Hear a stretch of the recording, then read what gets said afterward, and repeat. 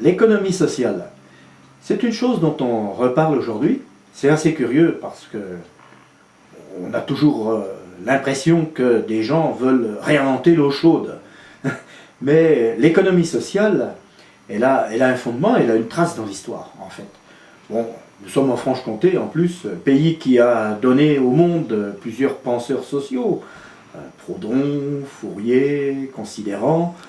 Ces gens se sont intéressés, et il y en a eu d'autres aussi qui ont suivi ce chemin, qui se sont confrontés dans une bataille d'idées historique. Et on peut essayer de remonter un petit peu le temps et de voir de quelle manière cette bataille d'idées s'est traduite et quelle réalisation elle aurait pu produire dans une région délimitée qui était déjà un bassin industriel assez important il y a un peu plus d'une centaine d'années. Alors, la révolution industrielle a percuté fortement la société qui était essentiellement rurale. Dans la région Belfort-Montbéliard, les industries avant cette période existaient déjà, mais là elles sont montées en puissance. Et puis cette société rurale, la voilà qui se transforme complètement, qui va devenir essentiellement un habitat urbain avec beaucoup de problèmes. Parce que le paupérisme va se développer dans les villes. Les patrons qui vont ouvrir ces industries ne vont pas prendre en considération l'état de santé, l'état de vie des gens. Et tout cela va créer un paupérisme qui va être un réel problème, qui va interpeller même les autorités, même s'ils n'étaient pas spécialement portés à s'intéresser au petit peuple. Mais on s'est aperçu par exemple au travers de la conscription qu'on ne pouvait plus avoir de soldats dans les classes populaires parce qu'ils étaient trop chétifs et trop maladifs. Il y avait déjà des tas de problèmes de sous-alimentation, d'habitat, d'imprévoyance au niveau des organismes sanitaires. Et tout cela a résonné au niveau des gens qui étaient philanthropes, des penseurs sociaux, des écoles chrétiennes, parce que là, il y avait une dérive de la société qui paraissait très dangereuse. Et l'économie sociale là? Alors l'économie sociale, ça a été justement une des réponses qui a pu être apportée par différents courants d'idées. Des courants qui progressivement sont devenus de plus en plus autonomes et qui ont été réappropriés par le milieu populaire lui-même. Mais tout ça, c'est une démarche qui s'est étendue dans le temps.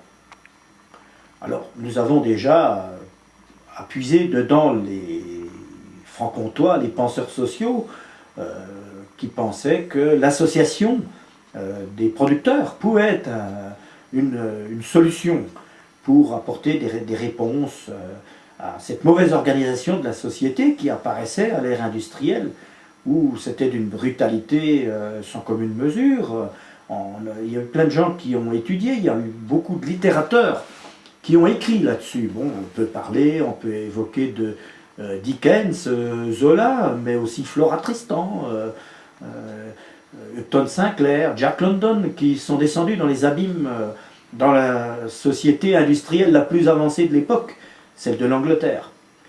Et c'est justement de l'Angleterre où des réponses vont apparaître, mais cette fois-là en autonomie, où des ouvriers tisserands du Lancashire, autour de Liverpool et de Manchester, vont lancer quelque chose qui avait déjà un peu été expérimenté sur le vieux continent, dans la région de Grenoble et de Lyon, mais réprimé et limité par ces faits-là.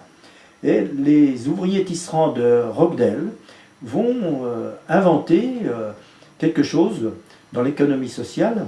Ils vont se définir eux-mêmes comme les équitables de Rochdale, c'est-à-dire qu'ils vont créer un coopératisme de consommation, au début avec des moyens extrêmement modestes, quelques produits alimentaires trimballés dans une charrette des 4 saisons, et puis ensuite un développement qui va dépasser leur idée de départ, parce que très vite ils vont s'accroître, multiplier le nombre de coopératives, avoir des milliers de sociétaires, tout simplement parce qu'au départ, ils vont définir quelques règles de base qui vont faire le tour du monde en matière de coopératisme de consommation.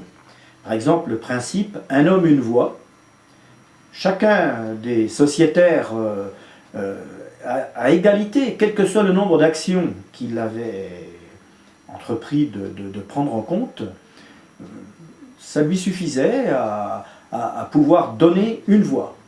Et personne, même quelqu'un qui aurait multiplié les investissements, ne pouvait pas avoir plus d'une voix. Donc c'était déjà un principe de justice et d'égalité complètement réalisé. Et puis d'autres principes allaient compléter cet ensemble et puis être retenus à titre d'exemple. Sous l'Ancien Régime, les corporations avaient acquis une puissance assez importante. Et c'est ça un peu qui faisait la relation entre les classes oisives et les classes travailleuses. Au point même que la bourgeoisie urbaine était issue de cette classe d'artisans qui s'était organisée et qui défiait les pouvoirs. Et ils ont obtenu, au fil du temps, des franchises, des franchises urbaines, des pouvoirs de municipalité. Mais la Révolution française a aboli le régime des corporations. Et puis dès ce moment-là, ça a été confirmé d'ailleurs par le Code civil de 1803, où toute organisation autonome des classes travailleuses, qu'elles soient artisanales au début et puis ensuite prolétaires au moment de la révolution industrielle, elle tombait sous le coup de la loi. Dès le moment où une organisation sortait de l'ombre, elle était tout de suite victime de la surveillance policière. Et même si, au moment des Trois Glorieuses ou de la Révolution de 1848, les événements ont fait qu'il y a eu une législation qui était un peu moins défavorable, très rapidement, le couvercle de la répression s'est à nouveau abattu, en particulier sous le Troisième Empire, qui lui a... Sous le Second Empire. Sous le Second Empire, qui va, à un moment donné, renoncer à passer à une phase plus libérale et renoncer à ces lois répressives parce qu'il y a une poussée très forte, il y a eu quelques événements et finalement l'autorisation de s'organiser va progressivement être restaurée dans la loi. Et c'est seulement à ce moment-là que le coopératisme va pouvoir se développer en France, mais on va voir que ça va être l'affrontement de plusieurs écoles.